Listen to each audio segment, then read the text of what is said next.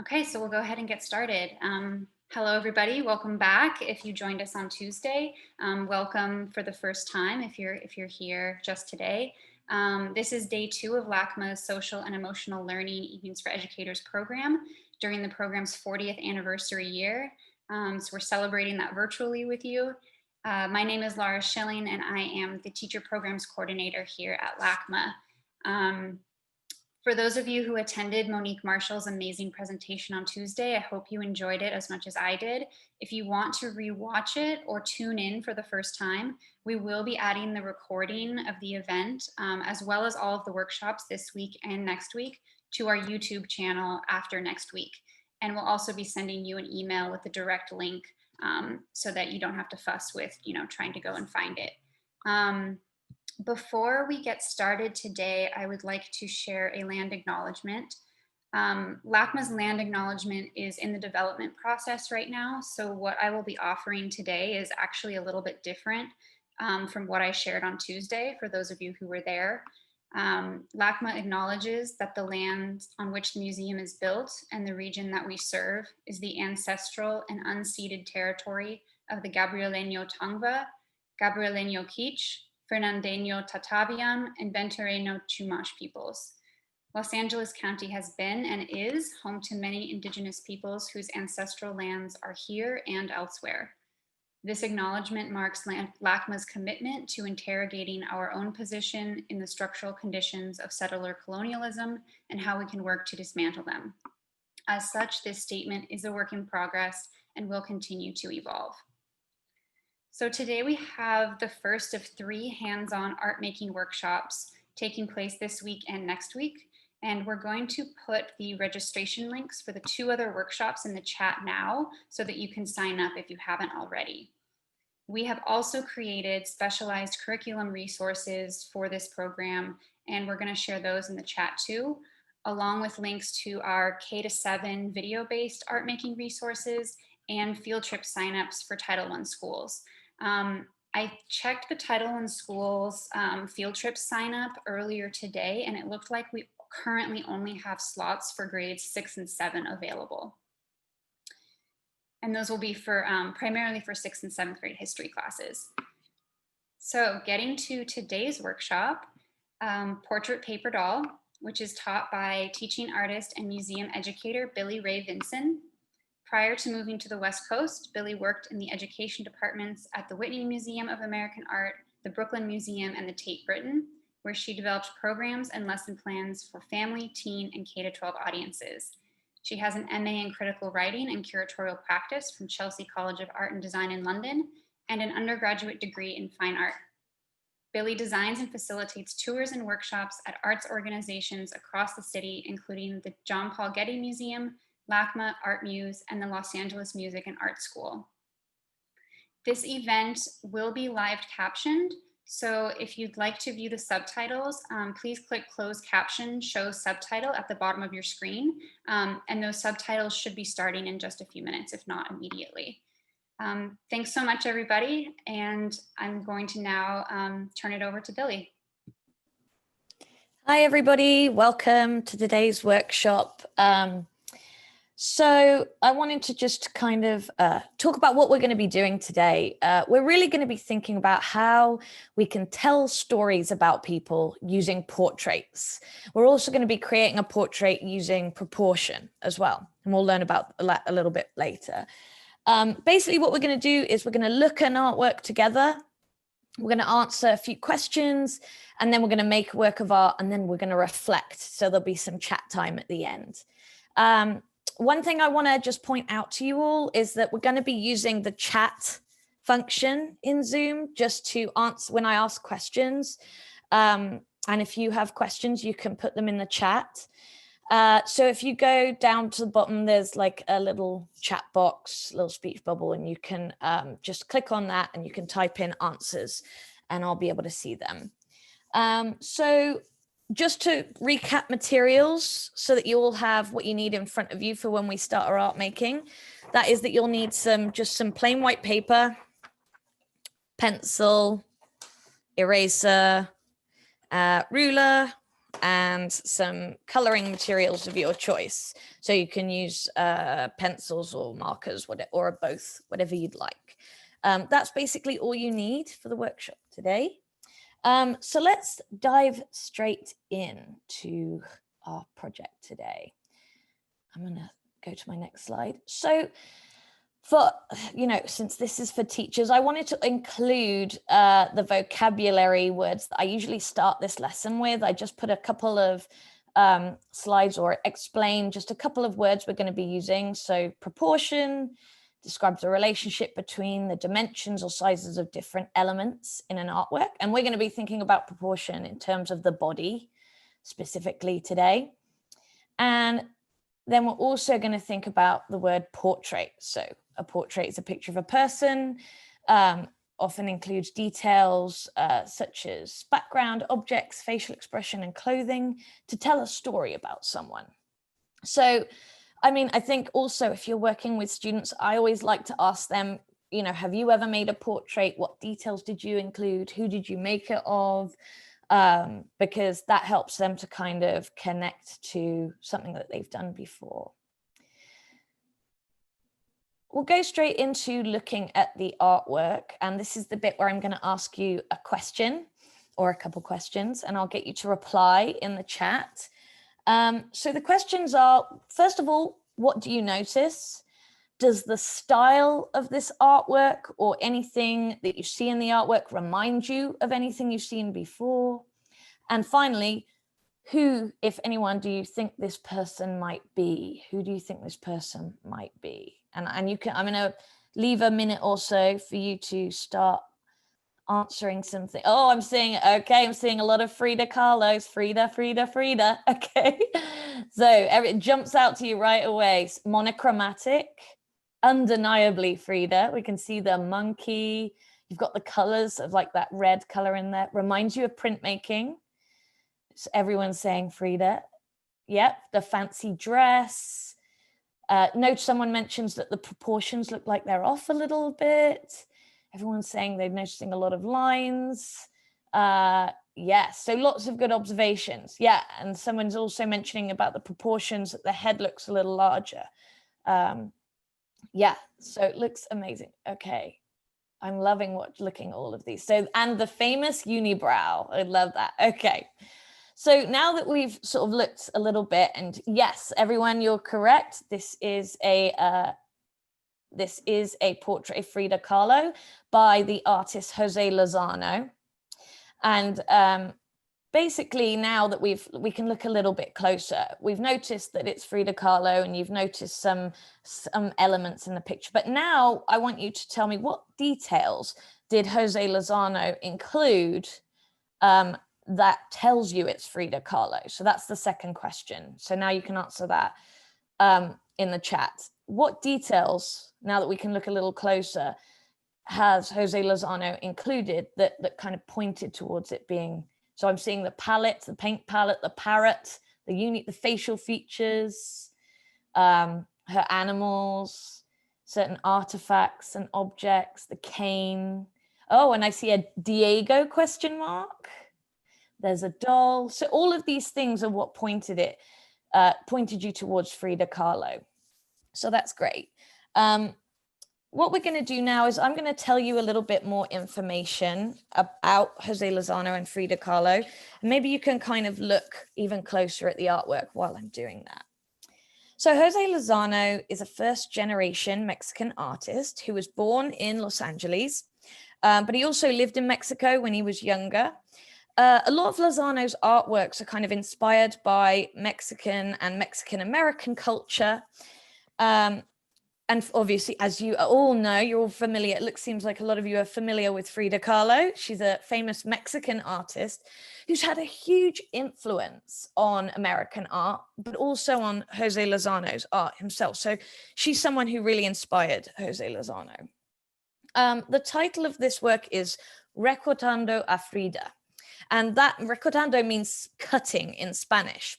And the reason for that is that this is actually a paper doll cutout. I don't know if you've ever seen those before, but Jose Lozano used to make drawings for his nieces. He used to make little paper doll cutouts. And so in this, you can see that you could almost imagine cutting out that fancy dress that you noticed and almost putting it on top of the figure, so that you can change her clothes. So he's taking some of his family inspiration and bringing it into his art. Lozano said that creating portraits in this way is almost like writing a short story. So he did a lot of reading and research about Frida Kahlo, and he said that you can be in charge of placing or designing people's lives. So let's learn a little bit more about Frida Kahlo, and look even closer at some of the details in this picture. So Frida Kahlo was born in Coyoacan in Mexico, and she started painting in 1925 while recovering from a near fatal bus accident that caused her to have numerous physical disabilities. So you can see that you mentioned the cane in the picture. So I've kind of pulled that out so you can see it there. And over the next 3 decades, she created paintings that explore very personal subjects, including her culture and gender identities, her politics, her ongoing struggle with physical pain, and her relationship with her husband, Diego, who you can see in the picture that's Lozano has represented there. So when she was healing, she had a mirror fastened to her bed so that she could look at her reflection and create self-portraits while in a reclining position. So you can see all of those details that he's included in that picture. Frida Kahlo used to wear dresses similar to this one. This dress was not owned by Frida Kahlo, but it's an example. She used to wear these colorfully bold Mexican fashion. It was all her own style. That's why she's such an iconic look. It's said that she wore dresses like these, kind of very flowy and lacy and floor length, sometimes to distract from her physical disabilities. When in adulthood, she wore a lot of long skirts and socks paired with elaboratively decorated shawls and a floral headpiece to draw attention upwards. But this doesn't mean that she was ashamed of her body. She actually explored a lot of that in her self-portraits and in her artworks, just not in her day-to-day life.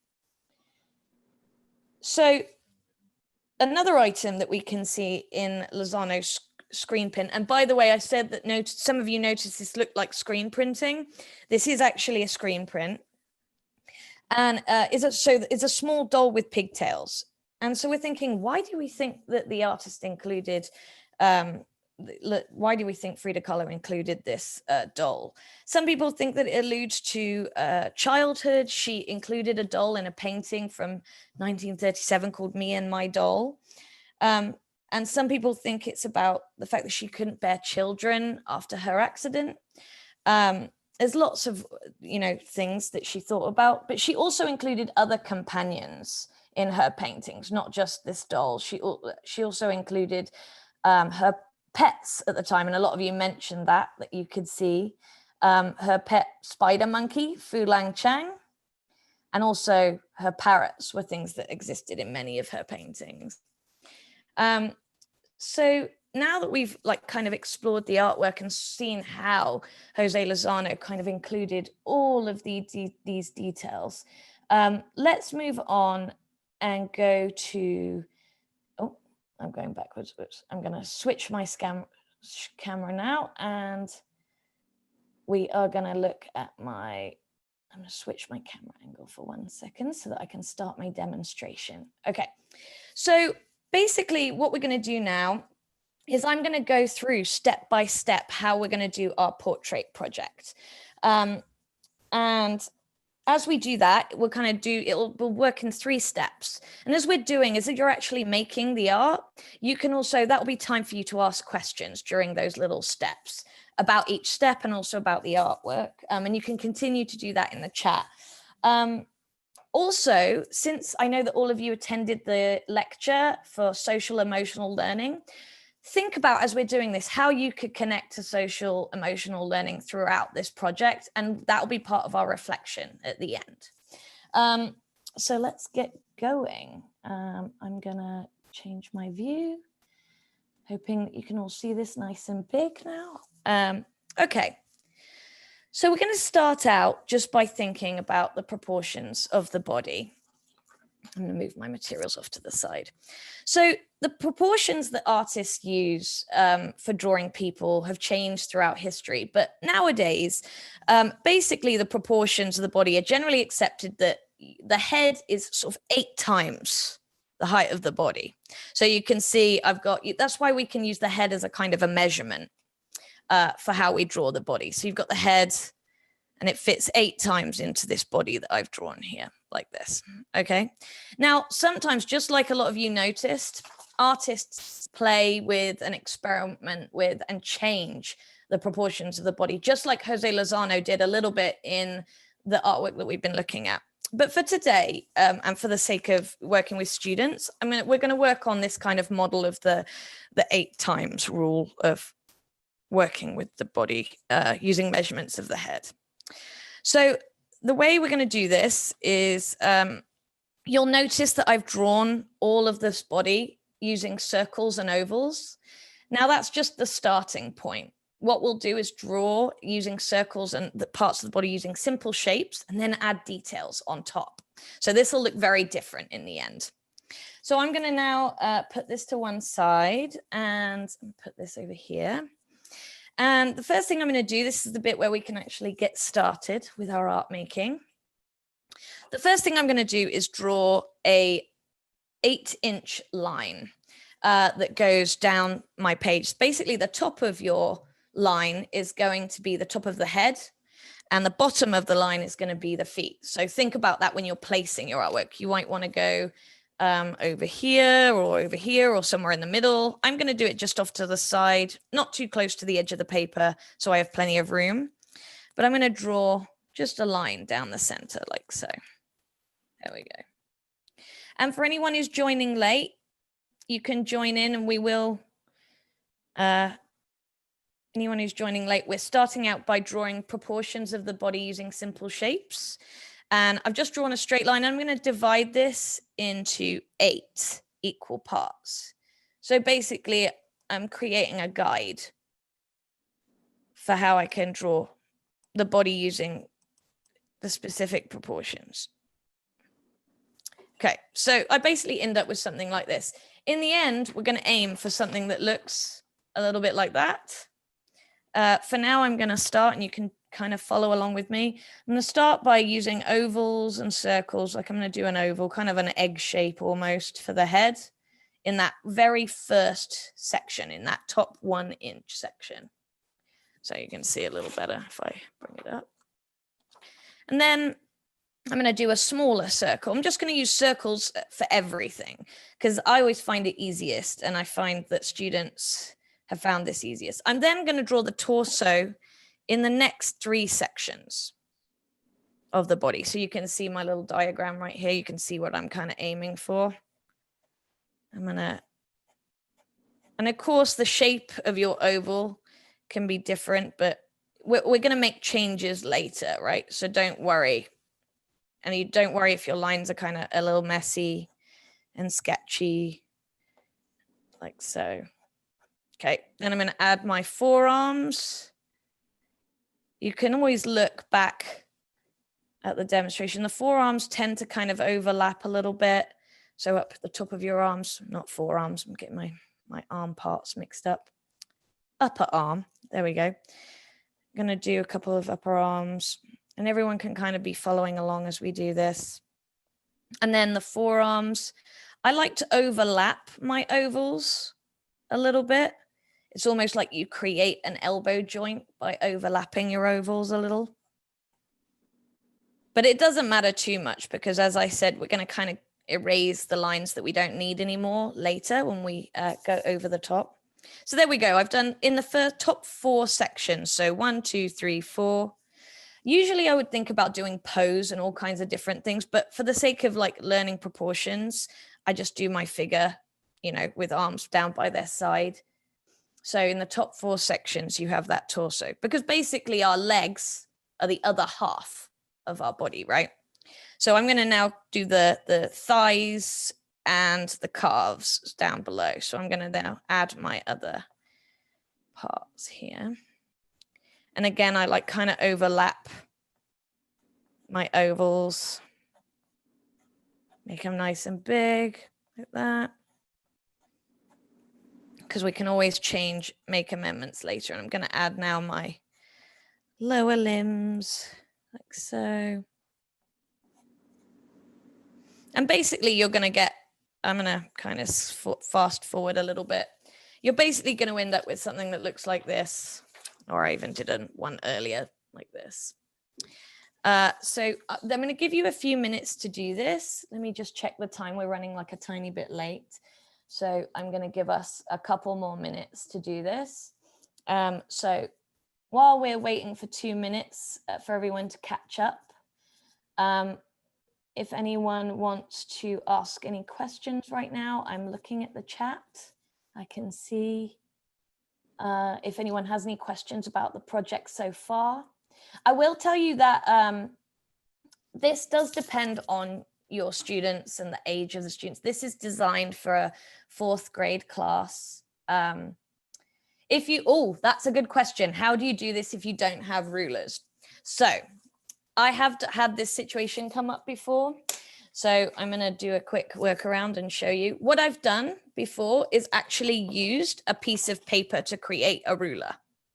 So to show them how to mark things out. So I actually just chopped a piece of paper like this. Everyone can kind of keep working while I'm showing this, but then you can actually just fold the paper in half like so. I think you're out of camera view.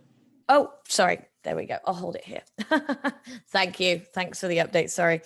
I have my other camera working. So when I cut a piece of paper, right? You can cut basically this way across because that's about 8.5 inches, right? Usually on a regular piece of paper.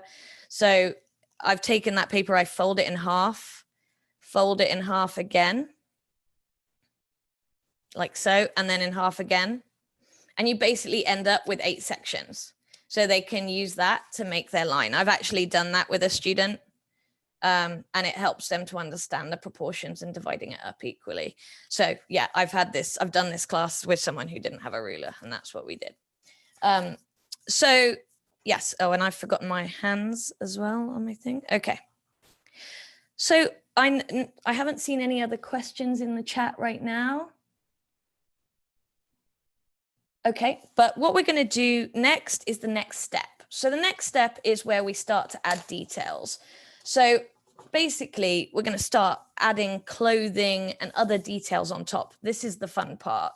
And this is also the part where you need to choose. We've got the basic framework for a body, for the human figure.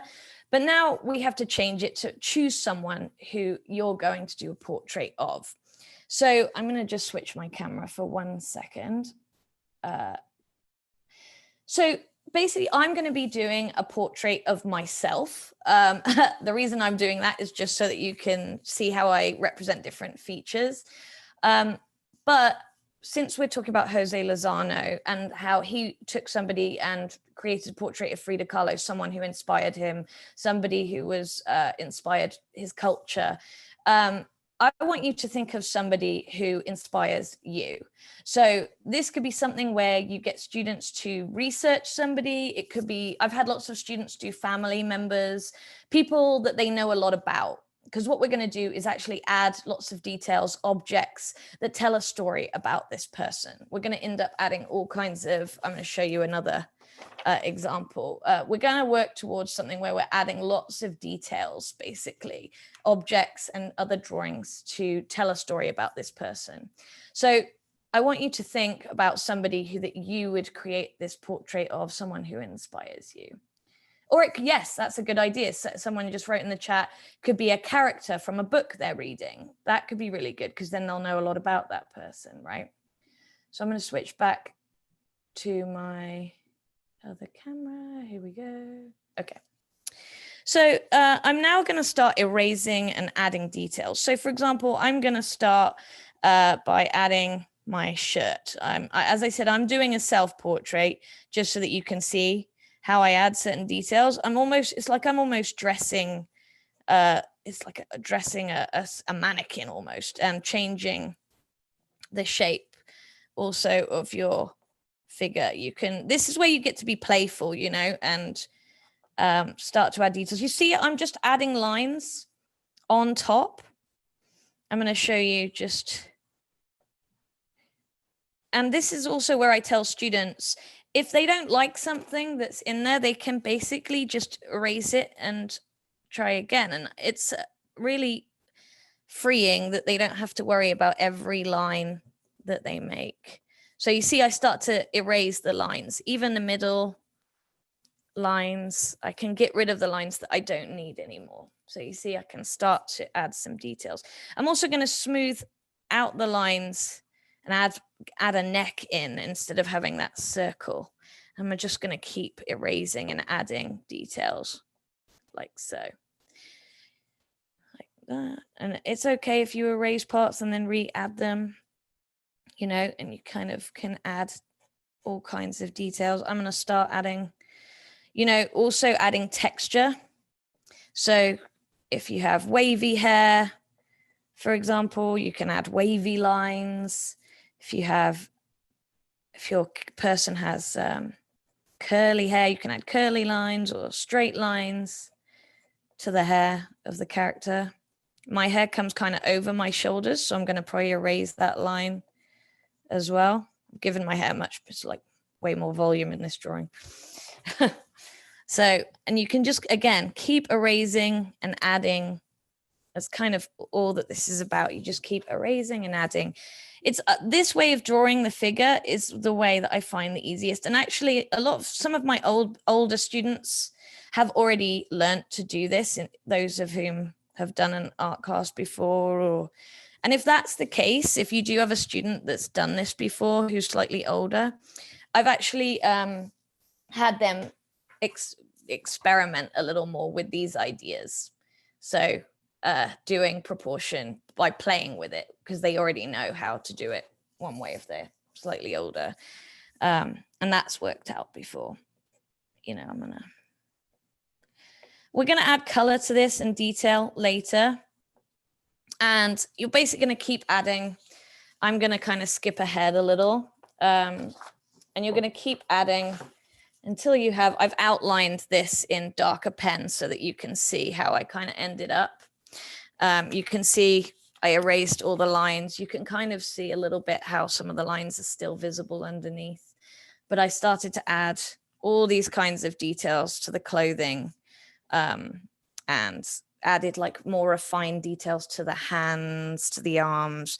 You can add shoes, details. You saw how Jose Lozano added all of that texture and detail, like tiny, small little details to what she was holding in her hands, shoes, every tiny little detail. So really encourage them, you know, you can really encourage students to be playful. And, you know, also, for example, I'm wearing like this kind of, you can see my kind of combat shirt. I'm going to start adding the details from that into the picture to make it really recognizable to who somebody is.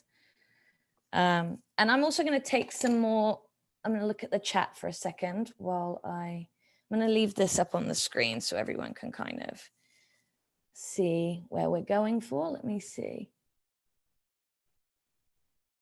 Okay. Okay, so can you do?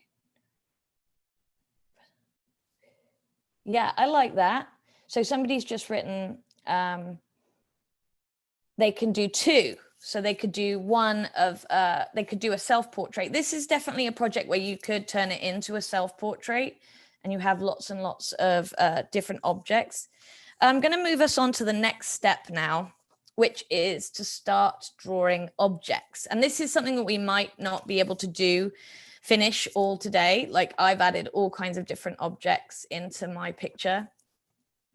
You can see here, like I started adding objects, and you can also use Jose Lozano's artwork as an example. So for example, Frida Kahlo had her brushes and the palette and the portrait of Diego Rivera and all of these things. So I started to include like the painting. You can see behind me if I switch my screen, and I have a plant in the background. I use my laptop as a tool. But, if students were doing themselves or a character that they know, they could do all kinds of other things. And final step, and I know I'm rushing along here, but for those of you that are kind of working along and want to know where this project's going to go, and so that we have plenty of time, I also will add color and detail to my project, so you can see lots of detail and adding texture. I even used 2 different coloring materials. So I used marker pens and coloring pencils, whatever anyone has at home. If students don't have coloring pencils, again, you could leave it monochrome, just like Jose Lozano did. You could even use one color, something that represents that person. I do like the idea of adding lots of color because that can also tell a story about someone's personality. So we are at 4, let me see. We've got plenty of time. So I'm going to take more suggestions or any questions that anybody has in the chat. I can keep looking. I'm going to leave my drawing out so everyone can see, but any questions about this stage of the project?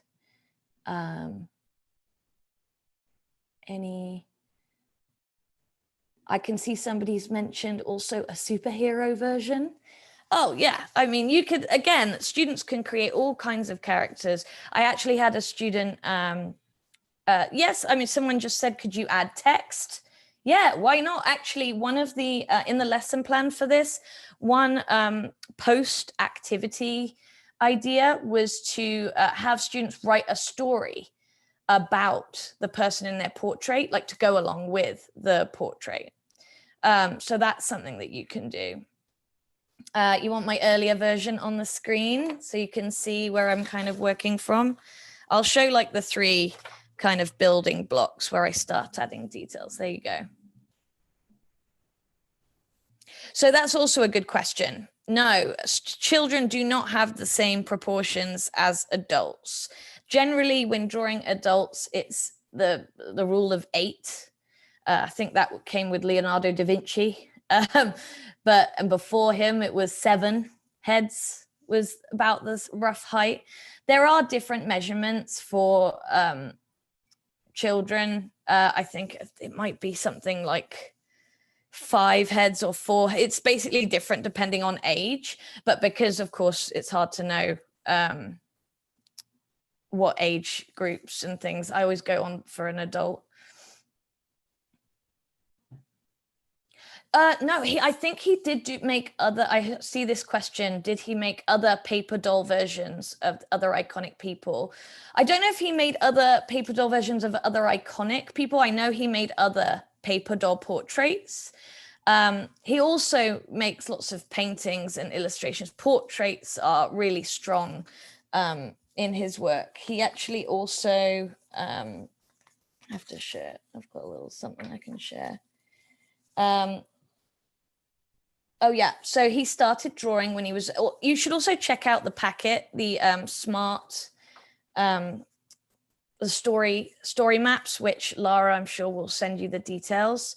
Oh, someone just said, can you show how to make the eyes? Well, this is another thing. There's also a whole nother class. I just want to be mindful of time. We've got just about a couple more minutes left to keep working on these.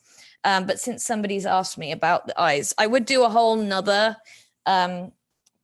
lesson on how the proportions of the face, but I can do this very quickly. You can look these things up, but I'll show you right now. Basically, in general, the face is done. Maybe I can even show you. I'm going to do a large version. I have a large version right here. So you can see here, the face in general is made up, your eyes, nose, and mouth. And because you're doing it small, you're not going to be able to add a lot of detail. Basically, our eyes are about halfway down our heads, and our nose is then halfway between our eyes and our chin. And then our mouth is halfway between our nose and our chin. And obviously people, we all look different. We all have slightly different proportions, and that's important to emphasize when doing this project. You know, everybody is different, but there's a rough guide to helping students know how to draw a figure.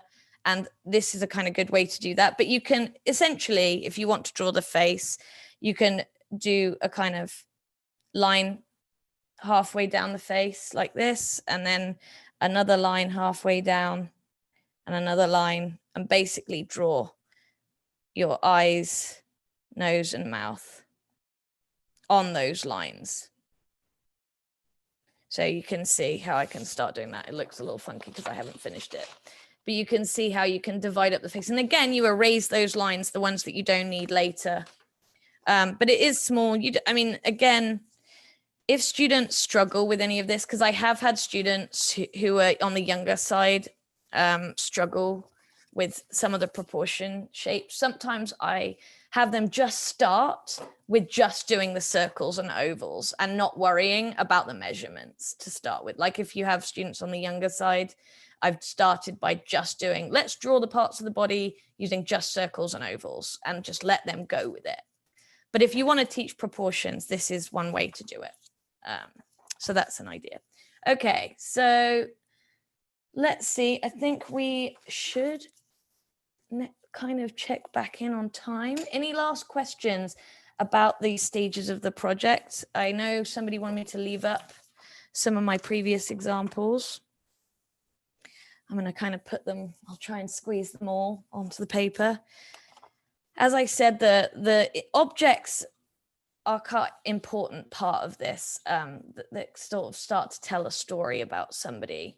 As you can see, I've included some objects that tell a little story about me, but you know, it would be much more interesting if your students are creating portraits of either themselves or somebody significant and inspiring to them, and that they know a lot about.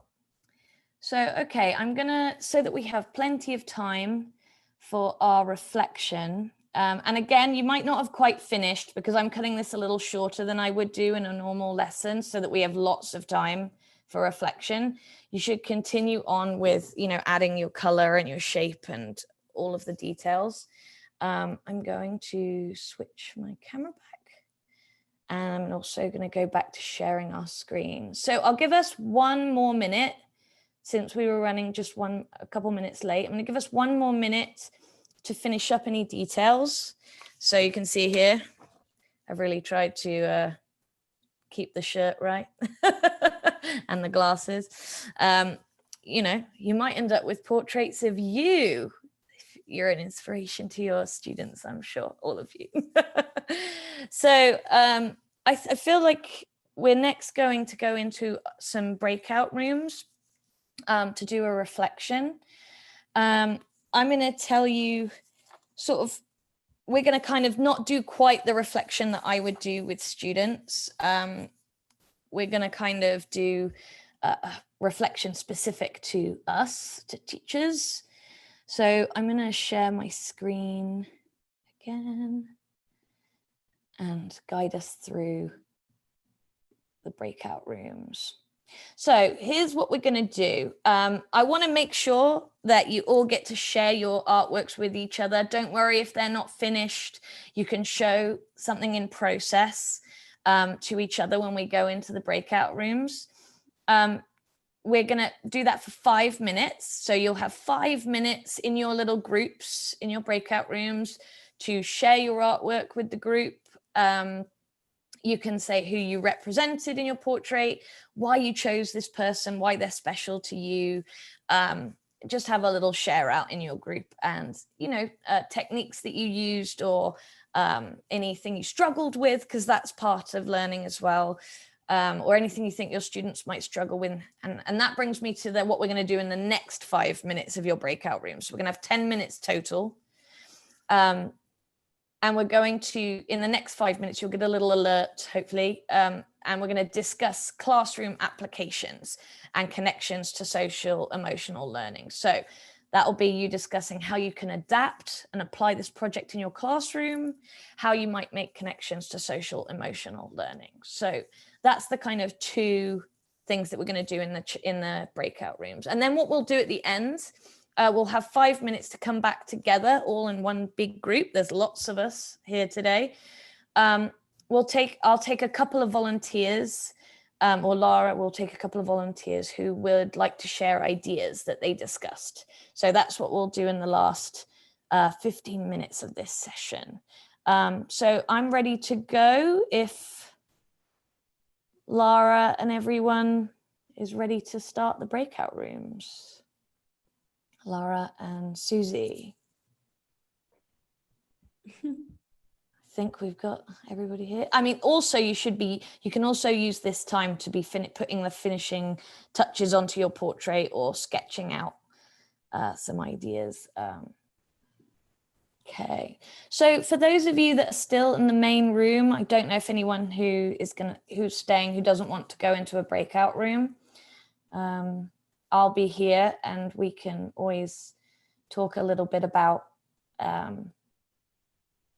some of the things that they were going to chat about in their breakout rooms. So if anyone wants to, if you don't want to like turn your screens on or anything, you can always write in the chat and I can see your questions. So if you want to answer anything, if anyone wants to share their artwork, I mean, I've already shared my artwork. Somebody did ask me how long this project would normally take. So I usually go on like 50-minute classroom periods. Somebody asked me that in the chat and I'll reiterate that later. But usually I do it for 50 minutes. Maybe if you're trying to add color and all full detail, that might be something that students can continue after class or even do in a second class. But you could totally, I think, do the line drawing within 50 minutes, especially if you weren't doing an extended reflection like we're doing today. And if you were doing, I wouldn't necessarily always, for younger students, provide all of that information that I did about Frida Kahlo. You could shorten that introduction a little bit and kind of pull out some specific things that they notice, So I suppose, I don't know if anyone who's left here in the main room with me wants to type any suggestions for how you might connect to this to your students, or you might make adaptations, or you might change things. As I said, there's lots of adaptations that you can make to this. You can, specifically this is designed for 4th grade. And so 4th grade, one of the standards is in visual arts is being able to draw the body in proportion. But you could take that out, you could just focus this project on, using simple shapes to create a portrait and add details on top. I've done that with students before and that's worked really well. Also, if you're not doing the proportion bit, which can be kind of complex, you can also then allow students can do their shapes in all different postures and poses. So you can make it a little more playful and not so focused on the proportion side of things if you wanted to. Yeah. I also think in terms of, I'm just going to keep talking because I'm not seeing anyone in this group. I'm not seeing anybody asking any questions. So anyone who's just joined, we've gone into breakout rooms. So that's why you're seeing, so Kathy, I can see you, hello. If you just joined, everyone's in breakout rooms doing a reflection right now after we've just finished the project. Were you here the whole time? Kathy, you can give me a thumbs up. Oh, just joined. Okay, so I can give you a quick recap of what we just did. We did a portrait by looking at an artist who did a portrait by adding lots of details, and we used proportion to make our portraits. So that's what we just did as a recap. I'm really interested. Let's see, I can see somebody's answered a question. Yes. So also, you do not have to match an outfit. Somebody just wrote, wonder if students will need extra guidance matching their outfits to the portrait. And you don't have to have them match their outfit if they're going to do a self-portrait. Especially if they're doing it of somebody else, for example, they can really use their imagination a little bit. They can kind of do research, like they can, use what they know about that person, especially if they're doing somebody in their family. They can use their imagination a little bit. They don't have to. I just matched my outfit for a little bit of fun, just for the sake of all of you for today. And also my students find it funny when I do that sometimes. It means that whenever I teach this project, I wear this t-shirt a lot because I use that during. In terms of the proportions of the clothing. Yeah, that's a good point. So somebody was saying, like, worrying about, think if you're trying to do yourself, exactly where clothes fall. Yeah, totally. So one thing that I always do as a way to better help explain proportion, especially for students that are struggling, I like have them kind of place their arm in the same pose, and like, where does your elbow hit, like your waist? You can line it up with other things. So like the bottom of your t-shirt, like, is that at the same height as your elbow if you put your arm down, or is it higher or lower? And that, using markers of their body and like getting them to pay attention, like if they're doing a self-portrait, and if they want to do it, true to life. But if they're doing, a character that they know, like a family member who's not present or not there, then also encouraging them to use their imagination. Because Jose Lozano also, when he created that representation of Frida, he really used his imagination and played with the proportions and changed things up. And that's definitely something I've done with older students who've done this type of way of drawing the body before. Yeah, I like that. So anyone else got any connections to social emotional learning? I kind of wanted to hand over to all of you. Yes. So that's definitely true. So somebody just wrote, Rose just wrote, some of my kids are challenged by abstract thought. So concrete markers are a great scaffold. And yes, definitely, like giving them kind of, where is different parts line up. And if they're doing a self-portrait, that's actually something that I have done for students who have trouble with, abstract thought, is to say, yes, totally a self-portrait would work. Yes, see, I love that. That's somebody else has just written a suggestion. Perhaps kids can draw toys or objects that bring them happiness for social emotional learning.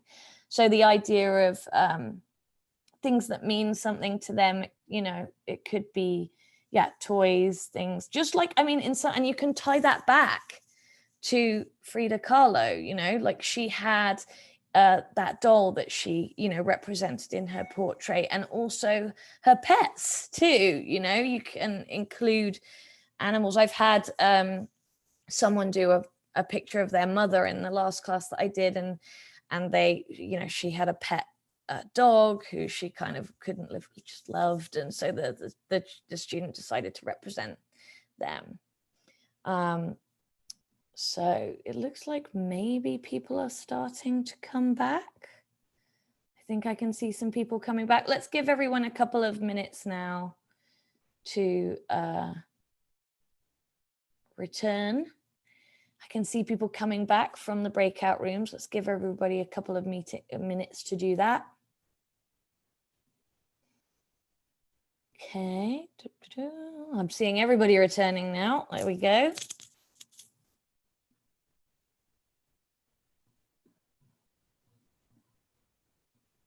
Okay, is everyone back now?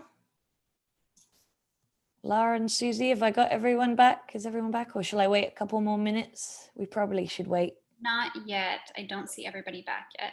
Okay, well, I can just, I think somebody asked a question before, and then we all went into breakout rooms that I didn't get to answer in the chat. Somebody asked, how long does this project normally take? So just while we're waiting for everyone to return. And I usually design lessons to fit within the 50 minutes, but it is true that maybe if you want to add full color and all of that detail, you might want to, that might take a little longer. So that could be something that students finish in their own time or after class. That might be something that they could do, or in a second class. You can also, I said I can also shorten the introduction a little bit. I wouldn't necessarily provide all of that information that I provided about Frida Kahlo to students. I just wanted to provide it for all of you so you could, pick, maybe what's most relevant to your students. And there's also loads more resources, and there's so much information about Frida Kahlo out there, and LACMA and Lara put a great resource together that you're going to get to look at. So really providing the information that kind of speaks to you is great. Okay, so Lara, how are we doing now? I think we're just about there. It says we have 145. Okay, great. The rooms are closed now, so everyone that was in them should be back where they've left. Okay, great. So we're in good shape. So does anybody, I guess, Lara, do you want to pick a couple volunteers? Do we have any volunteers? You can raise your hand, or you can use your reactions to raise your hand. If you'd like to share out anything that was discussed in your little breakout groups, you can share any connections to social emotional learning, any adaptations. It would be best if folks would raise their hands, because we'll have to really scroll through all the pages to see the reactions. So if you raise your hand, then we will know to call on you. Oh, I can see a few hands raised. Oh, I don't see them. If you see them, then go ahead, Billie. I'm going to call on Kristen Mahaffey, and you can, unmute yourself and share with us. So one thing I brought up is just a variation. Instead of doing the whole body, doing the face. We're actually doing Day of the Dead drawings the next week. So the same thing, they're dedicating their face, their person, and then they're drawing the story of that person around the face. So similar. That's all. Yeah, absolutely. Yeah, you could totally do that. And I think that would be a really great idea. That's, I think, you can also do the proportions of the face. I was also saying that you could even leave out the proportion part for even younger students and sort of do just using simple shapes to do the project. But yeah, doing just like the head. And also then you can really exaggerate facial expression, and you can still bring that back to Jose Lozano's portrait, because you can show the monobrow and just even her expression. I think you could really kind of like focus on that. Anyone else? Let's see if I can scroll through again, see if anyone's got that. You got to keep your hand up so I can find you. Oh, okay. Naomi Kadinoff. I hope I might be pronouncing your name wrong. I'm so sorry. No, you've got it.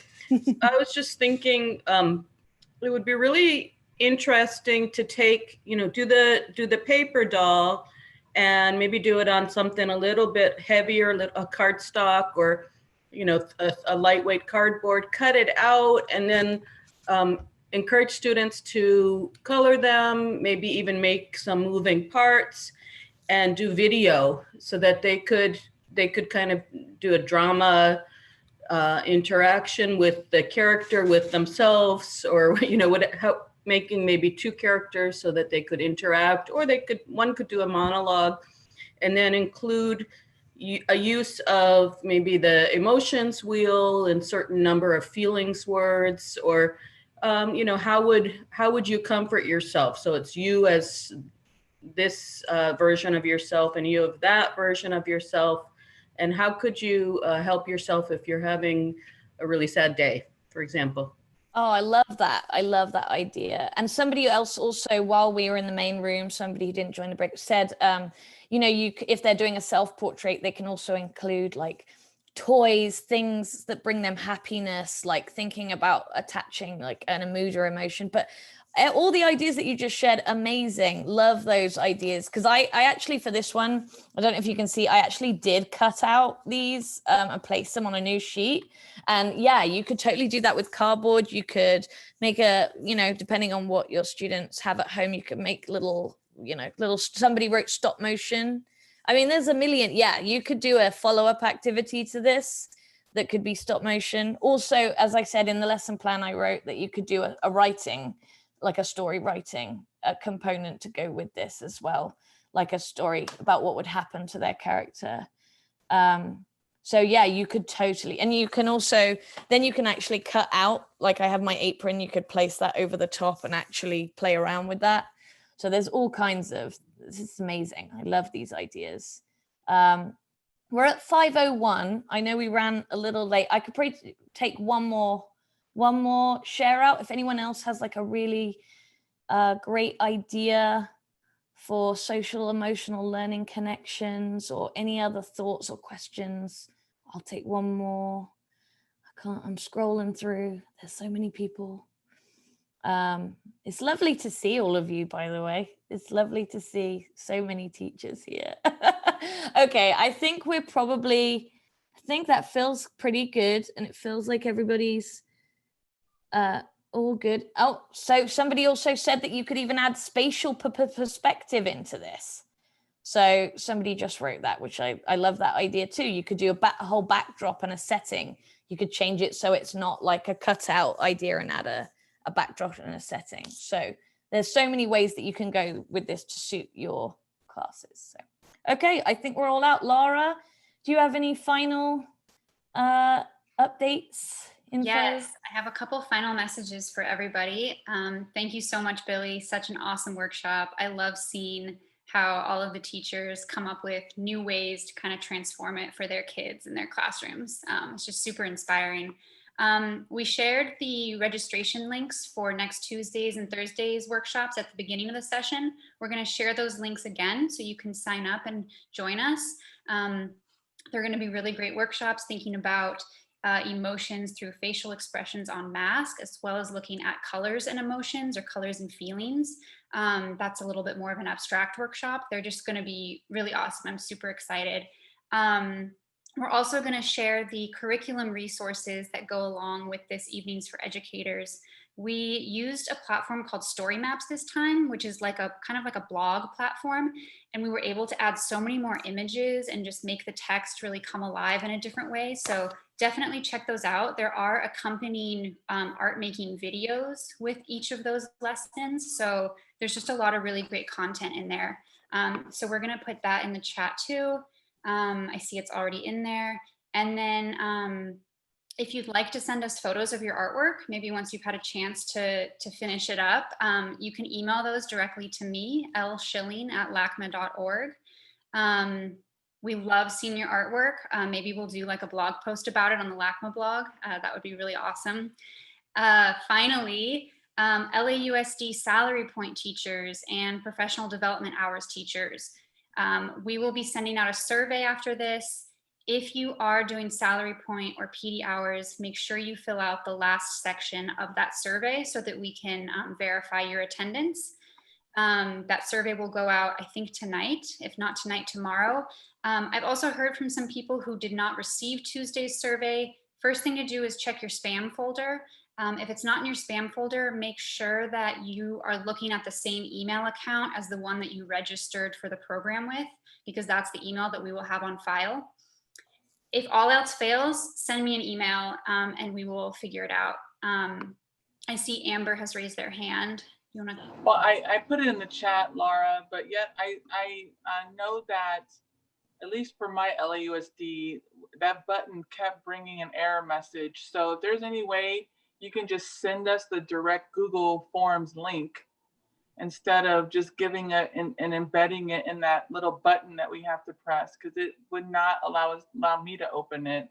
And so I had to contact them for the direct Google Form link. Yes, my Yeah, colleague Saren was telling me had- that. Sorry, I had that problem. And it does give you the option to open in browser. So when you click to open it in browser, then you can open it. It's LAUSD employees, because LAUSD wasn't letting us open your page. So once you, in the email, it says that you can open in browser, and you open it in browser, then you have access to the survey. Oh, is that message that sometimes comes up like at the bottom or the top of the email? Yeah, ours was on the top right. It said open in browser. So I clicked on it and it opened a different window. And once it opens in a different window, I was able to access it. Okay, Amber, try that. If that doesn't work, just email me and I'll send you the link directly. And that goes for anybody else from LAUSD who's continuing to have that problem. Any other questions before we sign off for the night? There was one question that asked about providing screenshots of the pictures so that they could, use some of the things I did again. But in the resources that Lara just mentioned before, this is actually available as a video. So I do this project in each steps on the LACMA's Teachable website, which I think is embedded in the resources that she's going to send out. So you'll be able to see what I did step by step in the video. And I think this is recorded as well. Yes, this is being recorded. We will be posting recordings of all of the events on our YouTube channel the week after next, once the program concludes. So I saw in the chat there was a question about the lecture that will be included. And we'll be sending out an email week after next, kind of recapping everything, sending you the links, sending you the resources again, so you'll have it all in one place. Thank you so much, everybody. I see people are kind of filtering out now. It's just about dinner time for some of us. So thanks again, everybody. Thanks, Billie. This was so much fun. And I really look forward to seeing your artwork. Please send us stuff. Yes, please Love do. to see it. Thank you, Billie. Thank you. Take care. Bye. Bye. Bye, everybody.